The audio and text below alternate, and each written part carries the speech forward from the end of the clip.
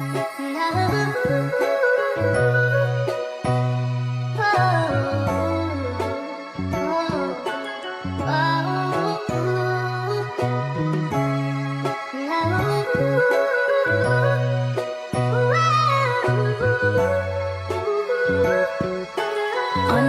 what have you created?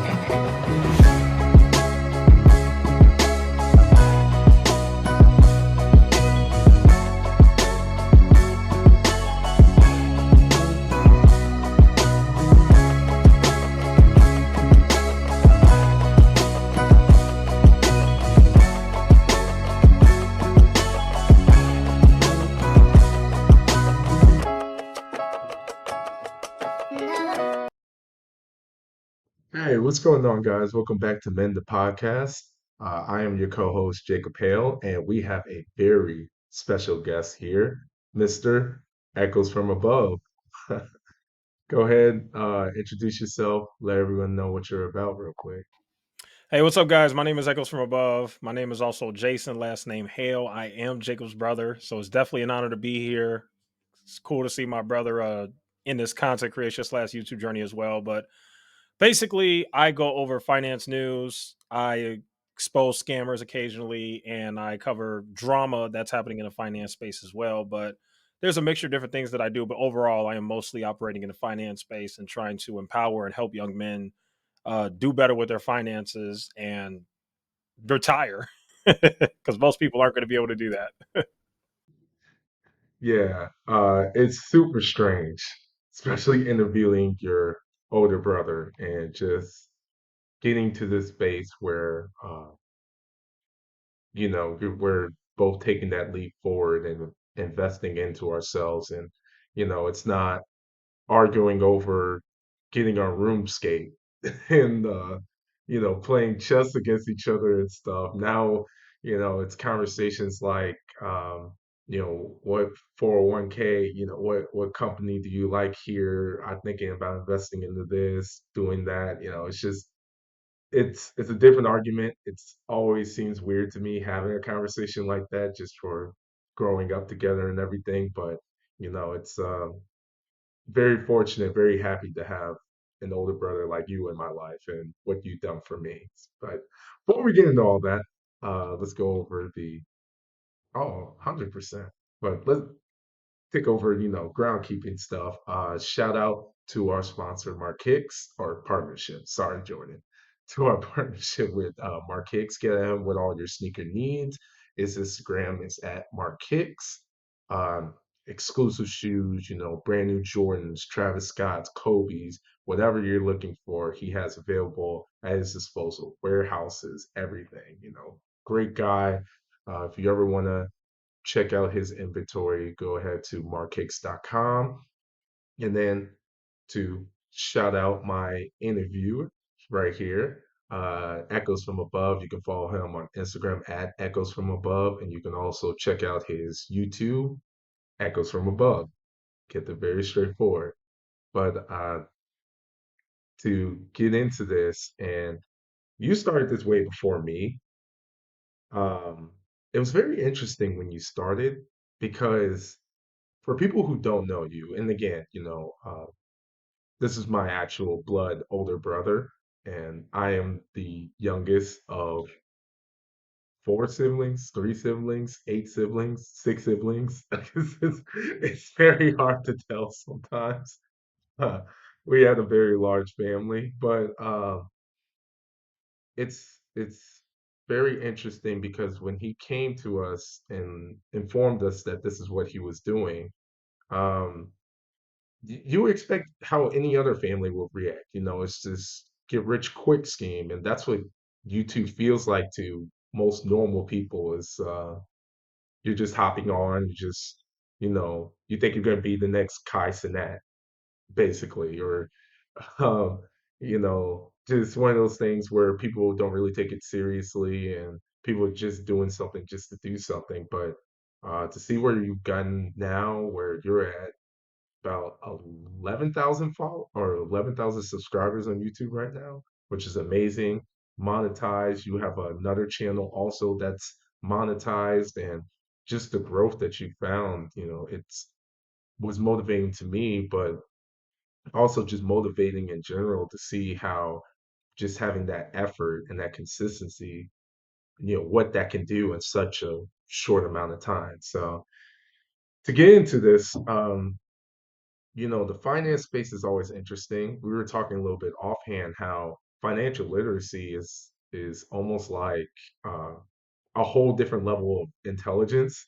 Like there's book smart and then there's finance smart, and it doesn't always merge together. So everyone always has their story. Not a lot of people are really just born with that type of financial literacy. I guess what was there a specific event or something to go on in your life that made you feel like, I need to take my finances more seriously and start learning? Yeah, I was in college and I was broke. And when I was broke, I'm just like, there's got to be a better life to this. And I kind of got lucky because my finance journey started when I would go to different clubs. Like I was in the chess club and uh, whatever other club, different things in college. And when I was there, the kids were talking about this app called Robinhood. And I'm like, what the heck is Robinhood? And they were like, hey, you could invest in these cool things called stocks. And basically, you're investing in a company, you're investing in a business, and over time, you make money. And that was my introduction into finance and the stock market and building wealth and stuff was 2016 when I first got to Illinois State University. Yep. Awesome.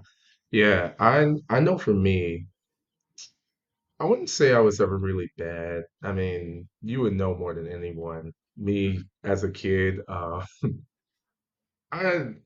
I was always a curious person. I always liked to learn about things. That was kind of my thing. And so I don't think I was ever at a point where I was horrifically bad at finances. I somewhat kind of knew, but I think part of what made me take it seriously was going towards the end of my college route. So, um, actually getting a credit card and being fortunate playing college football, getting a stipend, and just keep on noticing this weird cycle of getting to the end of the semester and not having any money. Hmm. So it was just one of those things where that kind of got the ball rolling. And we're talking about this had to be 2019, something like that. So just getting the ball rolling, getting to that point where, I want to start learning more about finances and, starting to figure it out. And I think the biggest book, which I would recommend that changed my perspective and really got me rolling, it's like I need to know more, I need to know everything, was 100% Rich Dad Poor Dad by Robert Kiyosaki. That Hmm. book was phenomenal. And the best way I describe, because everyone says it's great, but no one can describe how it's great, is that most finance books that have come are very complicated, but he explains it in a very simple, step by step way that applies to everyone. So he's talking about being financially literate and wealthy, but he's not talking about being a billionaire. He's Hmm. talking about having enough money to retire. It's talking about, very simple things that you can do side business, making a little extra cash. So things like that really resonate with me. Plus, during the time with YouTube explosion, there was all these get rich quick schemes that you want to try out. Drop shipping is still a big thing.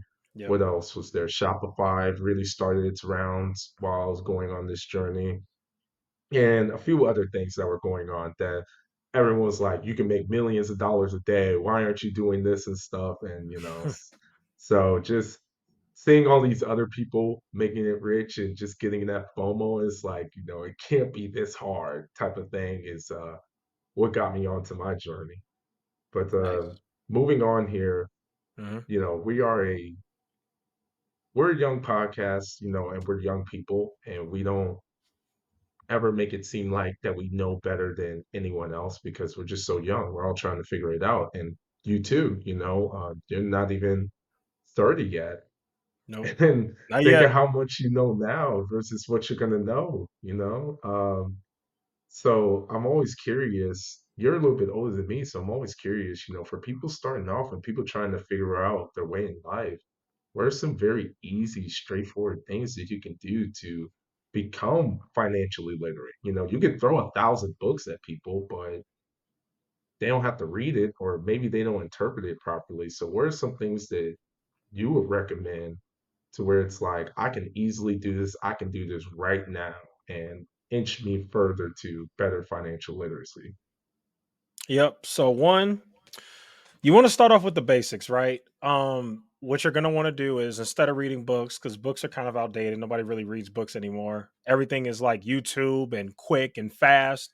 So the best thing I would recommend is I will go on YouTube. There are some very entertaining channels that can teach you about finance in a very entertaining way where it'll keep your attention and you'll still learn something. One of them will be Caleb Hammer. I would definitely watch his channel. He's blowing up in finance right now. Basically, he's a channel, for those who don't know. He finds random people, couples, different things like that. He brings them to a studio. He reviews their finances, their bank statements, everything about their financial lives, and he just roasts them. And when you watch that, you learn so much about what to do and what not to do. So I think that's one place that I would start off right there, is YouTube. Now, obviously, you got to be careful because there's a lot of clowns and a lot of grifters. That's why I'm being very specific in who I'm telling you. I'm saying Caleb Hammer is a good one. Dave Ramsey, his advice is a little outdated in some instances, but again, if we're talking about just an absolute beginner, that would be the great place to start. So I would say like Caleb Hammer, uh, even like a Clear Value Tax would be good. Dave Ramsey, people like that. That's a great starting point for you. And then from then on, your curiosity is going to kind of expand, and then you'll figure your way out. Trust me, you'll go from there and figure it out. Yeah, I 100% agree. Yeah, I mean, you're gonna have to learn somehow, and someone's gonna have to be there to teach you from any way. You can do a traditional method like reading books or taking an actual class, a college level class, accredited class, whatever, Mhm. certification class, or unorthodox or newer versions, such as what you're saying with YouTube and um, I don't remember what they're called, probably like Patreon or something like that, where you get into these little spaces where they teach you about finances and things. But you're going to have to learn. I would say the best advice is effort, Yep. 100% effort. I think there's a lot of people I met where you break it down to them, and even Caleb Hammer, because I watch some of this stuff, and shout out to Caleb. I love what he's doing. It's great. Yep. I would love to have him on the podcast, but you see that there's a good amount of those people, they know what they're doing. They just lack the discipline. There's just no effort. So he'll go over stuff, or for you, you can go over stuff in your life and you know that you're overspending. You know Hmm. that you're not investing or not creating a proper future for you. And then there's just a part of you that just doesn't care. And I can't force you to care. At the end of the day, unfortunately, I can't force you to care. But what I can say is the effort is very important, because at the point to where you actually want to care, for a lot of people, it would already be too late. I look at people like Caleb or Dave Ramsey because I used to watch his stuff, and look at the people who call and just look like, man, if they just would have figured it out like 2 years earlier, they would not be in the mess that they're in now. And now, uh, Dave Ramsey's famous thing is you're eating beans and rice for Hmm. like a year or something, and that's you don't want to get to that point where you're really sacrificing on your life. And when we talk about mental health, it really gets like that. And that actually made me bring up something that I'm curious about. You actually brought it up not too long ago. There was a study or a statistic that came out, Hmm. basically saying about 70% of US households, or 70% of Americans, don't have $1,000 in their savings to cover for an unexpected expense or something like that. And when we talk about mental health, I mean, imagine living life like that, where Yeah. any day some random calamity could come, and you would not have the money to cover that. I mean, I asked, Echoes, if you ever thought about that, from the mental health standpoint, how important do you think finance is, and having financial literacy, to also have good mental health? Well, this has always been my saying. My saying is, and not to go dark here, but this is just really how I feel. And, I could be wrong, but this is just my saying. This is how I feel. I feel like men, for two reasons. It's either women or money. That is what I honestly feel. I feel like in most cases, men are depressed for two things. It's either women or money. And I think money is a huge part that leads to bad mental health for a lot of people. I mean, even if I look at people in my own inner circle, people that I know personally, there's people that I know right now that are depressed, and it is literally because of finances. It is because of the stress that's associated with not being able to pay your bills or feeling like you're living a life of no purpose, like you're a loser, like you're not doing anything, you're not accomplishing anything. So yeah, finances is everything. And I can tell you right now, there was a point in time where I didn't have $1,000 in my bank account and I felt like crap. This was like 2019, back when I couldn't find a job and I was doing like Uber full time and I felt like crap, you know? So yeah, when you have a decent amount of money in your bank account, it definitely ups your self-esteem and can definitely put you in a better mental place, in my opinion. I've seen it and it definitely happened for me. Yeah, and more importantly, it creates leverage. Mhm. There's something I didn't come up with this, but this always sticks with me. Like one of the biggest financial things I've ever heard that sticks with me is that most of the population they have a $10,000 problem. Mhm. To where if they were given $10,000, it would fix at least 90% of all their problems. If they make Just the like right what you're decisions with saying. that ten thousand And dollars. Yeah. right, correct. But you talking about stresses with money, so maybe behind on Mhm. payments and car notes and things like that. Um, Someone coined it as that, is that if you equate all your biggest issues in finances, I bet it will equate to less than $10,000 or $10,000, right? So that's what they were implying. And that always sticks with me. I always think about that because it's weird how true that is. And like you talk about, when financial troubles and stuff, a lot of people that really is their answer. If they only had like a couple extra $1,000, they wouldn't be the type of person that they are negatively. They would be a lot more positive person, right? But like we always said, it has to do with discipline, it has to do with effort. One of the greatest things I've done, and I do a lot of Mhm. things, but to add this to our viewers and for people who are really struggling trying to figure this out, is actually go back and look at your monthly statements.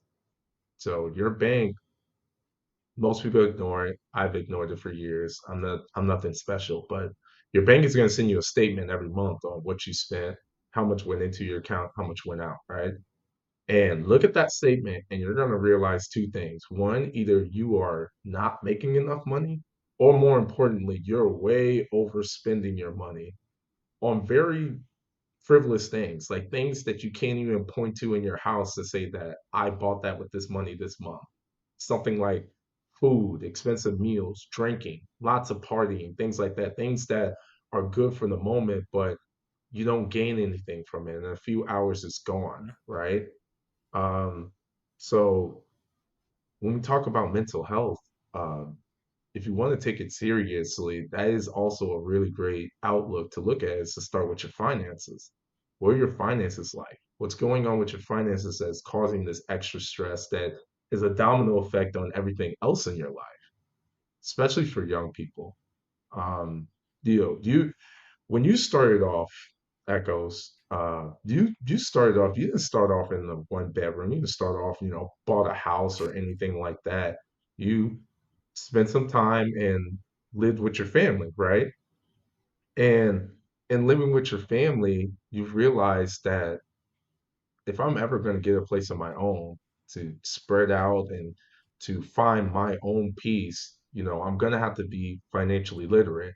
So, do you think for a lot of young people, they find it they find it scared? Is there some type of fear when it comes to learning about finances and having that type of accountability to be able to do something like that to live on your own?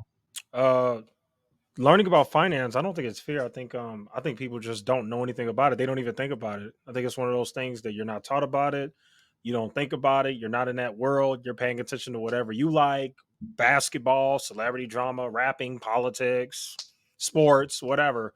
I just think that finance is one of those things that people just unfortunately don't think about. They just never even consider it or think about it. They just live life how they live life, and when they're ready to move, they're ready to move. Yeah. And speaking of hip hop drama and beef, you and your channel is very interesting because that is a large basis of what your content is about Hmm. is financial drama. But of course, you have your own issues with other YouTubers and how they conduct their YouTube channels and such. So you've had quite a run. Um, you've had conversations with Meet Kevin, Jeremy LaFay. Um, trying to think of some other ones in my head. Yeah, Spencer Cornelia, people like that. Yeah, Tom Nash. Yeah, Now, I want to make it clear, you only have 11,000 subscribers, but these people have millions of yeah. subscribers, significantly larger channels that you are attacking, and you're getting significant response from them about it. Uh, find that curious because I wonder, one, the first part of this question is, what made you feel like you were the person to embark on this journey? You don't have a financial background. You graduate with political science, and while you are financially literate or you're becoming that way, there's no direct path to make you feel like you had to have done it. So kind of what was your motivation from the beginning to make you realize this is the type of content you want to create? I saw, so 2021 is when I started my channel. When I first started my channel, I just started giving my perspective on different stocks that I'm buying and the stock market and just different things like that. And what happened was when I would be looking on YouTube, there was so much bad advice, so many grifters, so many bad people who were causing people to lose a crap ton of money because they were telling them to buy stocks that were just super risky. I'm like, okay, I can't do this anymore. I have to go after these people. And then the thing that got me to just kind of flip that switch, and I'm just like, okay, I'm going after all these clowns from now on because I completely changed my channel. The channel went from talking about my opinion on finance and talking about different stocks, which is boring, which is why that content didn't really get many views, to okay, let me explain to you guys why this person is doing something wrong and what you should do instead to build wealth. Right. So that's kind of what I did. And then, like I said, the thing that made the switch flip and go off and got me on this journey was when stocks in January 2022. That was just so dumb, so ridiculous. I mean, you're looking at somebody who's had a 401k since like I've had retirement since like 2014 when I was like 19 years old, 2013. Yeah. I got a job at the hospital and had a 401k. And because I've never sold or panicked when the market went down, I just let it build. I got a decent 401k, and that was a minimum wage job I was working. So the bottom line is the number one rule of finance is you never sell your stocks. Once me, Kevin sold his stocks, and at that time he was the number one finance YouTuber, number one, 1.8 million subscribers. I'm like, okay, I got to start going after these people because these guys are stupid.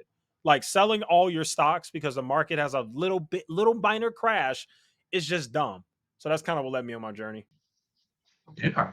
Oh, 100%. And you and I talked about this a lot. And that's kind of the issue or the con when it comes to YouTube is that at the end of the day, YouTube to a degree is just theater.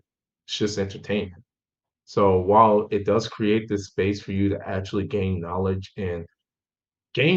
that you wouldn't gain at a college, gain Hmm. information that you never thought it'd be very hard to obtain that knowledge. But also at the same time, um, you know, um, you don't have to take it seriously. And there's a lot of people who create their content and it doesn't seem like they're taking it seriously. But the drawback with that is that when you're that big, there is a sort of moral ethic and responsibility you should have Yep. with properly informing your audience and what you're creating. So it actually leads to the second part of my question is Hmm. um, you obviously have high morality when it comes to creating your content and what you would like to convey.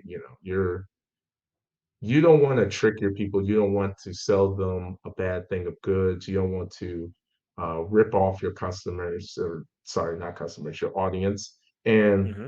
when we talk about morality, um, I guess is that your biggest motivation when it comes to YouTube and carrying on forward with your YouTube journey is just keeping that form of morality with your audience and trying to build a better future for your audience? Yeah, absolutely.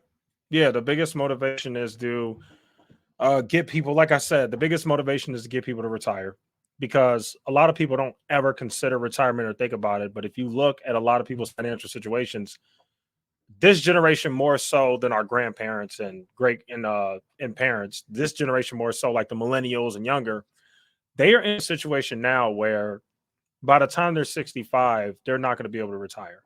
Most people between the ages of 40 and under, so 40 to like 18 and under, whatever, they are going to work until they die because they have nothing saved for retirement. Don't think about retirement. They don't think about finances, and we're very likely not going to have Social Security when we get older. So what the heck are you going to do? And that's the main basis of my channel. Stop with this get rich quick crap.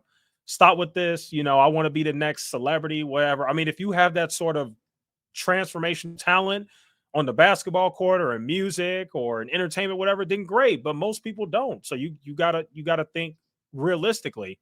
And that's really what my channel kind of does. It's like bringing common sense back almost. It's like, unfortunately, because we had a bull market in 2020 and 2021, and I call it a clown market, but we had like just this crazy bubble in stocks. Everybody treats the stock market like a casino now. Everybody treats their finances like a casino now. Everything's get rich quick. Nobody's building wealth slowly for the long term. And I'm trying to bring that back because that's what's going to save a lot of people from working till they're dead, which is a lot of people's reality, unfortunately.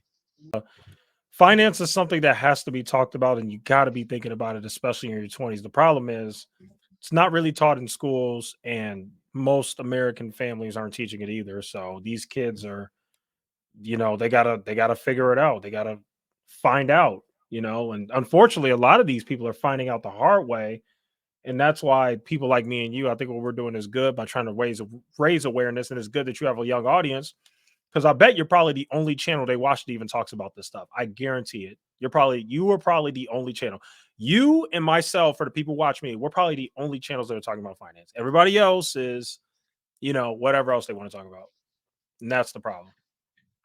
Yeah, definitely. And I actually find it interesting when people discuss it where it's not taught in school and, they kind of throw that blame to where, oh, if I was just given this type of information and stuff.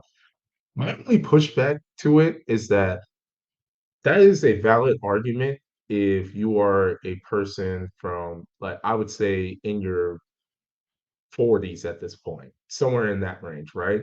But if you're 20 years old, if you're in my age group, I don't think that's a valid excuse. Only from the standpoint is you have the World Wide Web and everything available to you to obtain any type of knowledge you would want to. I've seen crazy things. I've seen people who are able to become computer coders by looking at YouTube videos, right? Yeah. And beforehand, you needed a degree, certification, and a mentor to get close to that, right? Yeah. So I just look at it now, and everyone talks about how great the web is or everything that you can do on there, but then you also have to double down and utilize what you have in front of you. A lot of people are just using the internet for entertainment, but if you want to Yeah. know about finances or if you want to learn, it's all there in front of you, right? And then from there, you have to learn, what are good channels, what are bad channels, what's strictly entertainment, what's more of a knowledge base, which we can actually get into and help the viewers out. But first, for a young person starting, we throw all these terms about retirements and big things and stuff. Let's just talk about the basics with that. If you're a young person right now and you're trying to think about your retirement and get into it, what would be some first steps that you would recommend for them? If they're young and they want to get into retirement, you said? Yeah, they wanna start looking into retirement and Mhm. take their finances seriously, like we talked about earlier, but just more of a critical standpoint. So you said 401k. Well, No, not I get you. everyone I knows get what you. a 401k is. Yeah, Yeah, I got you. I things got like you. that. So basically, the way I'm going to phrase this is what should you be doing for finances in your 20s? I think that's the best way we could kind of phrase this. So these are like your college years, after college years, your young adult life.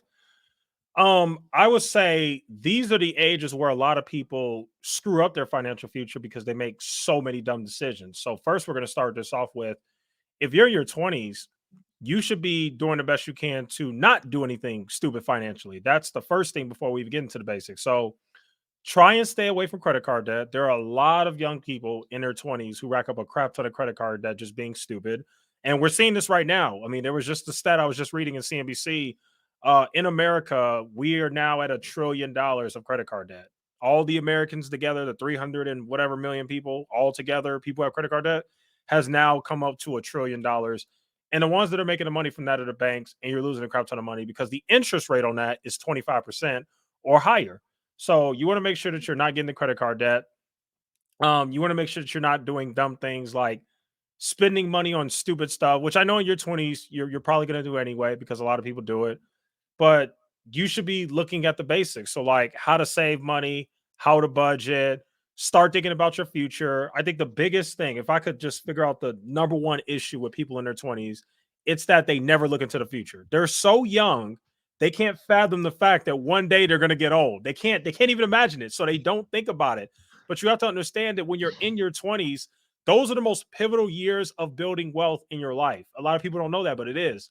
If you invest in your 20s, that compound interest is going to make you a millionaire by the time you're 60. So it really comes down to just looking at the future. And so you want to make sure you're not accumulating a crap ton of credit card debt. If you're going to college, you need to understand that yes, you're going to have fun in college, but you're here so you can get a well-paying job so you could do well in life. So make sure you get a decent major. Don't major in freaking basket weaving or gender studies or something that, and there's nothing wrong with those majors, but the problem is you're not going to make money. You know what I mean? So you definitely don't want to do that. And don't be afraid to start a retirement account. I just started my retirement account and obviously I already told you guys I had a 401k. So that's different. I did have a 401k when I was like 19, but that was through my employer, blah, blah.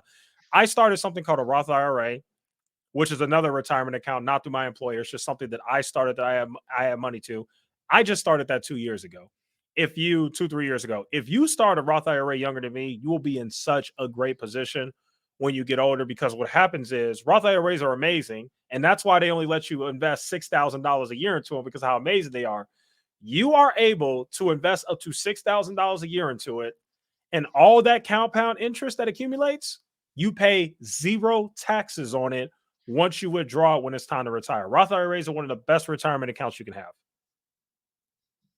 Yeah, that's phenomenal. And you actually taught me that a while ago. So when I was 22 and first got my job, I did get a Roth IRA, and I still contribute to it to this day.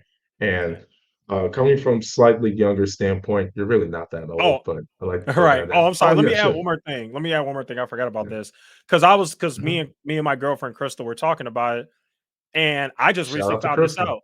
Right. Shout out to her. This is another reason why Roth IRAs are so amazing because I just found this out. With a Roth IRA, when you decide to buy a house and you're a first time home buyer, you can withdraw $10,000 of that money to go towards your house tax free. So that's another thing. You're investing money in something that's growing exponentially. If you're just putting in an index fund or whatever you're doing, it's growing well depending on how many years you allow it to compound. And now you're able to actually take that money out and put it towards a pretty good purchase, basically tax free. You see what I'm saying?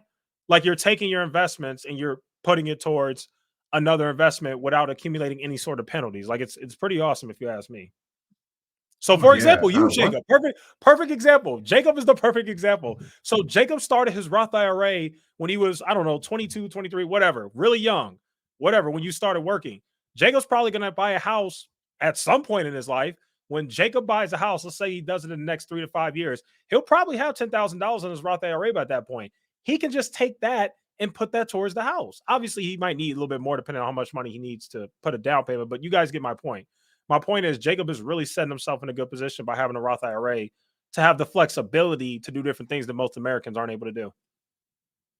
Yeah, and one thing I've really learned from this financial literacy journey is that it's really not that hard as what people will make it think. Now, you can really overcomplicate it. So, the billionaires of the world, yeah, it's very hard and complicated for them because they have so much money. But for the Yep. average person, when they go through finances, it's actually really not that complicated. It just really takes a lot of discipline. So, explaining a little bit for myself and going with the Roth IRA, what I decided was it doesn't really matter the amount that I'm putting in, it's just the fact that I'm putting it in on a consistent basis, right?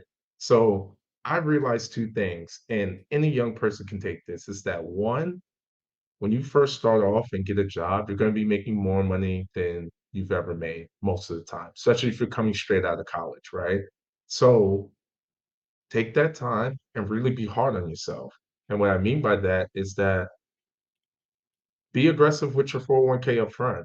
5%, most companies do a 5% match. Do the 5%. Don't do 3%, do the whole 5%. You do a Roth IRA, do another 5% or whatever that you're most comfortable with, right?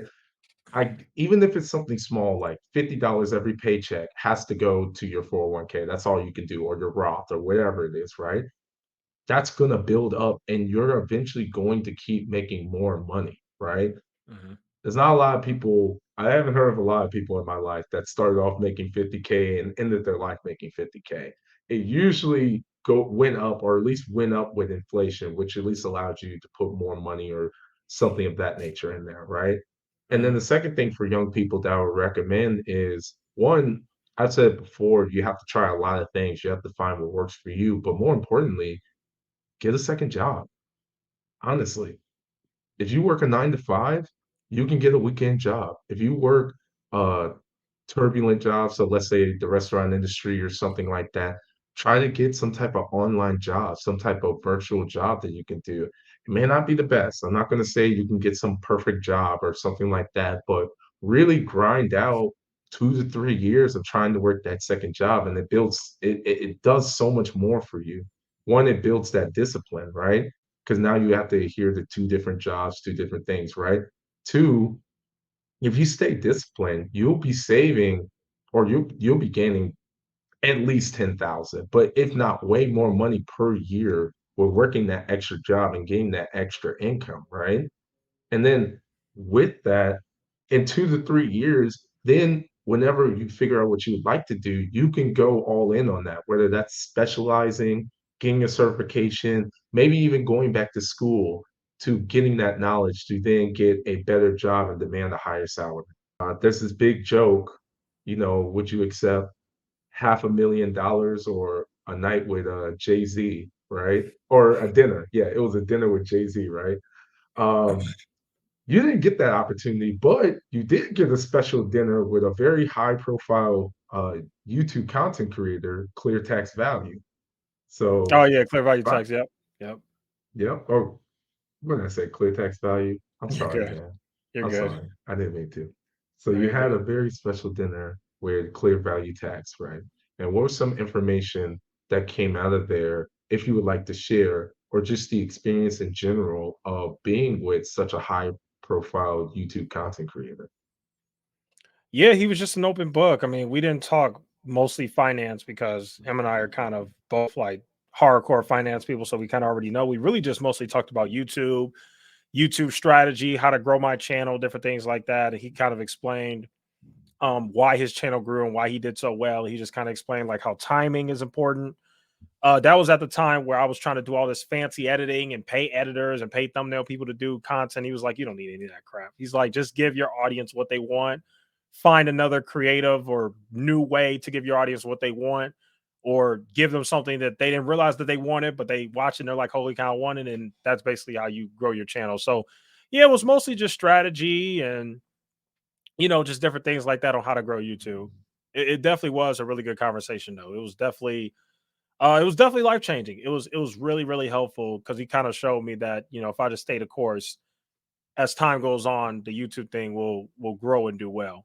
So it was cool. Yeah, and similar to finance and investing, it just takes time. Yep. Some people are super lucky where it takes Yep. them a Very year, true. Yep. but for the majority of And people, him, it it's took going him to a take a while to long build his time. channel. It took him some time. It took him Yeah. like 3, 4 years, something like that. He told me when he first started, he got like a few hundred views every video. He wasn't getting any views. He went years of getting no views, and then one day, all of a sudden, stimulus check starts happening. He starts talking about it, and boom, channel goes to the moon. It's all it takes. Sometimes that's all it takes. So, I'm a big fan of his, and I'm sure you're a big fan of his. I mean, you guys stay connected here and there and such. And kind of, can you explain the difference when it comes to this type of content on what you think is a good YouTube content for finances and what's a bad one? Like, where's similarities that you find in bad ones that you don't find in good ones, or what are some similarities that you find in really good ones that you don't really see in the bad ones? Sure. Example, a bad content creator would be somebody who's always changing their opinions based on what the stock market is doing. When the stock market is green, it's oh my god, stocks are going to the moon, buy this, buy that, everything's great. And then when the stock market's red, oh my god, the world's falling, everybody's gonna die, dinosaurs are gonna come, make the world extinct, blah blah blah blah. Sell all your stocks now, all this clickbait nonsense. And then on top of that, giving people just really awful advice. Like if people are giving you things that are too good to be true, like hey, this stock will 1000x or this stock will 10x. That's generally bad advice. Now, let me compare was a bad content creator to a good content creator like Clear Value Tax. Difference. Clear Value Tax. Today, the government is doing this regarding student loans. Here's everything you need to know. Simple, giving you good information, giving you practical financial advice on like what you should be doing regarding the new student loan updates. Or maybe Clear Value Tax to come out and say something like, hey, Congress just put out this new program for whatever, X amount of things. So the bad content creators are normally the clickbaity, shock face people with the fire behind them, trying to tell you that this stock's going to 1000x, this stock's going to go to $500 when it's at $20 right now, crazy stuff like that. The better finance people are going to kind of stay further away from the clickbaity stuff. Like I got some other good finance people too. Like the plain bagel is really good. He's not really into all that clickbaity nonsense. He's just trying to teach people stuff. So he'll talk more about like, maybe like the bond market or with the housing market or something like that. Like those are typically the better finance YouTubers, the people that are just giving you the better practical things that are happening and not trying to sell you a dream that you could become a millionaire in two days. Right, right. And I would double back on that. And one clear thing that you spoke on there is that the bad YouTube content creators really focus on the audience's emotions Yep. and manipulates it to There you go. steer in the way that they would like their audience to sway. All right. So like you said, when it's good, then it's perfect. It's the best it's ever been. It's always going to be good. Everyone shout hooray. You're going to make money. You won, right?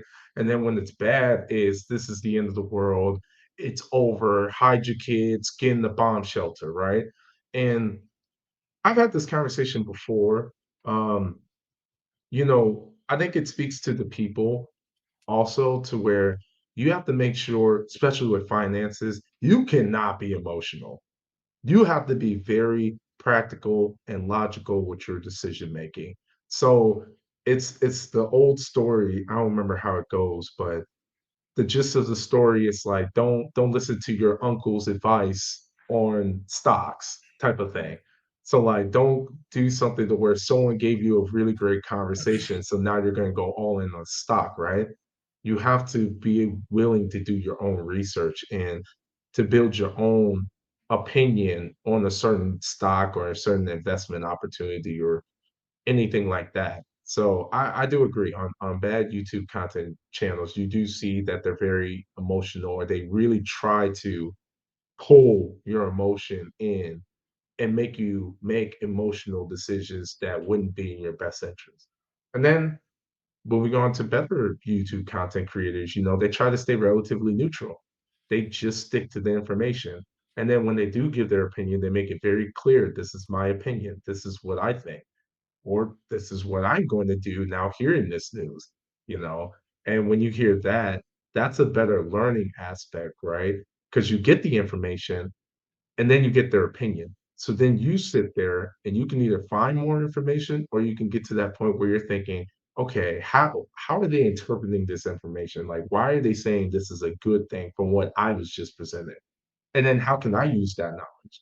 So when I hear certain things, I have a similar thought process to be able to tell, is this a good thing for me or is this a bad thing for me? Yep. That's it. Yeah. Yeah, you summed that So up really good. Yep. I do try my best, that's for sure.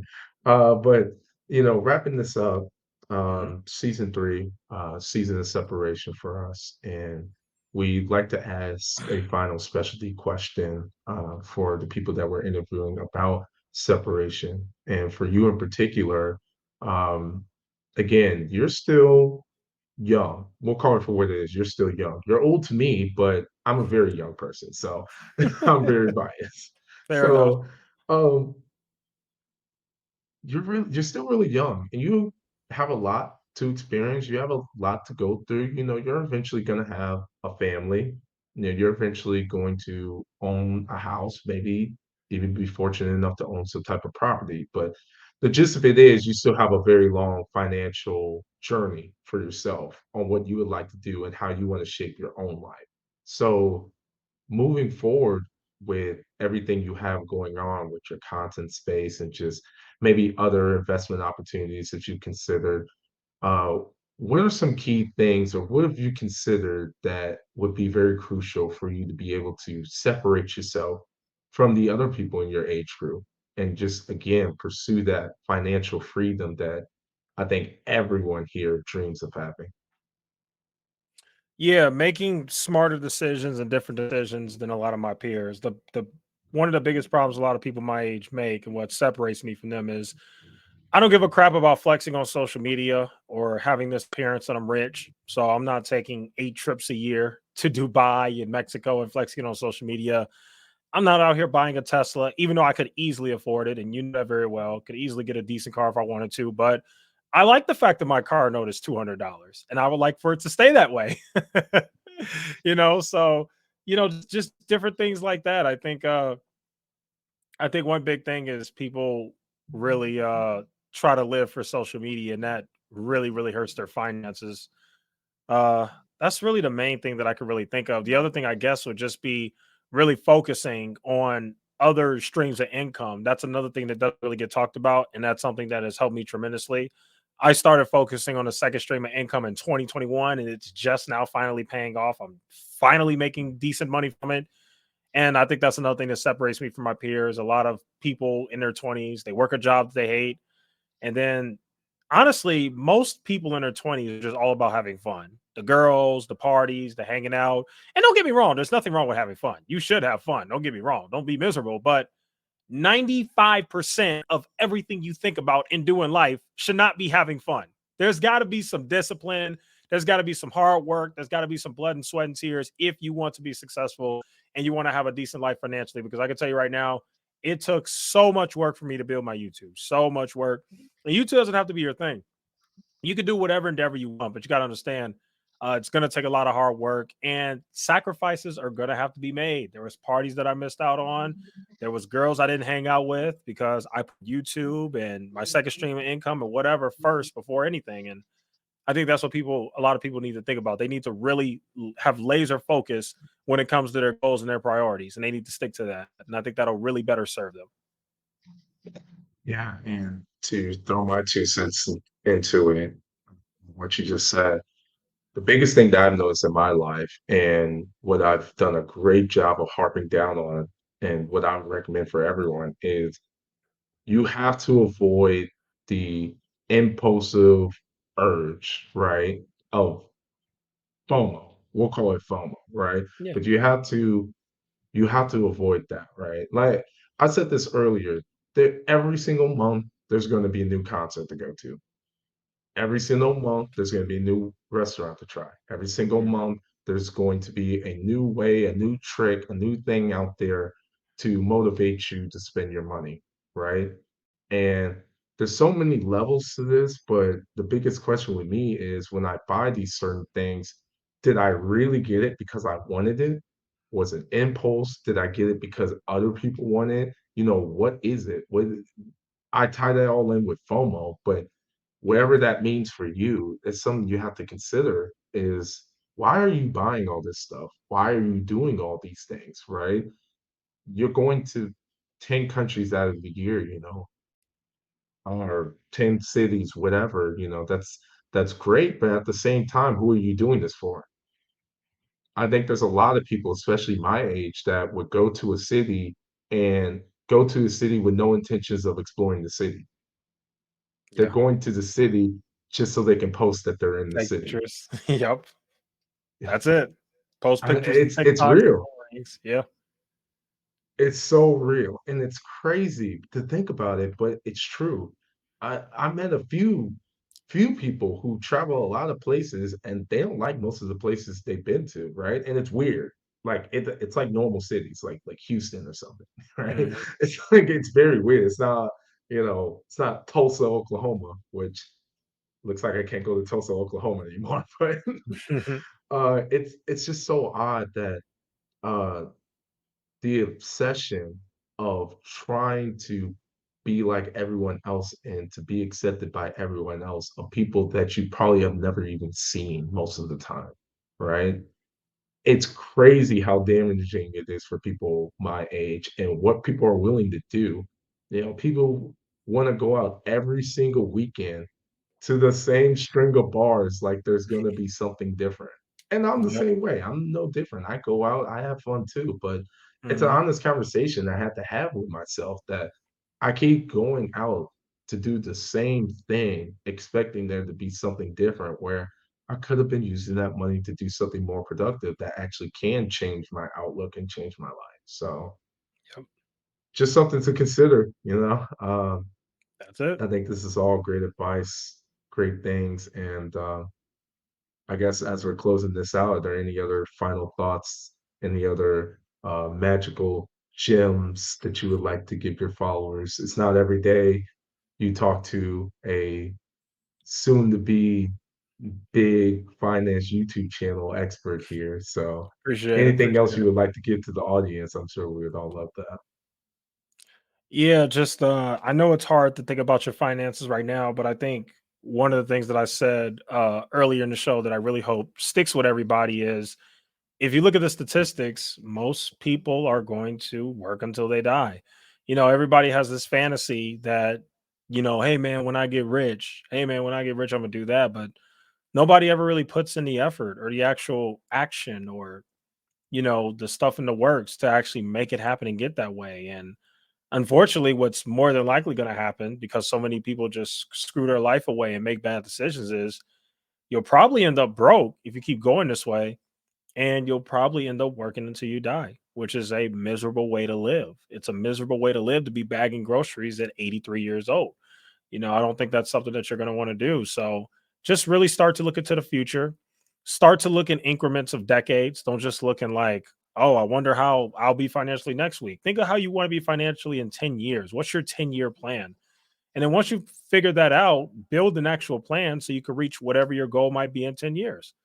You know what I mean? So yeah, that's it. That's all I got. Yeah, awesome. Yeah, I appreciate that. And this has been an amazing episode. There's so much good information. Just all of these episodes so far this season. There's just so much great information that's jam packed into these hour-long conversations. And it really does feel like after every conversation, we left so much on the bone, so much Mhm. more that we can dive into and such. And Yep. it's definitely something that'll be in the plans for the future. But for now, I appreciate you. Thank you so much for being a part and coming onto the platform and sharing your knowledge and wisdom. Closing out again, you guys check out his YouTube, check out his Instagram. He posts daily. He posts way more Yep. than we do. He posts a lot of content. He is a content machine, and it's very entertaining. It's very nice. He's got a lot of he puts a lot of effort into it. It's a lot of great information that you can gain from it, especially if you're trying to actually get into becoming financially literate and just starting that path for yourself. So follow him on YouTube, Echoes from Above. Same thing on Instagram. It's also Echoes from Above. And then closing out with us, follow us on Instagram at Men the Podcast or at underscore Men the Podcast. Follow us on YouTube, Men the Podcast. We have a Twitter now. Follow us at Men the Podcast. If all else fails, type in Men the Podcast and you will find one of our social links, that's for sure. And as always, like, follow, and subscribe. And with that, we are out of here. Peace.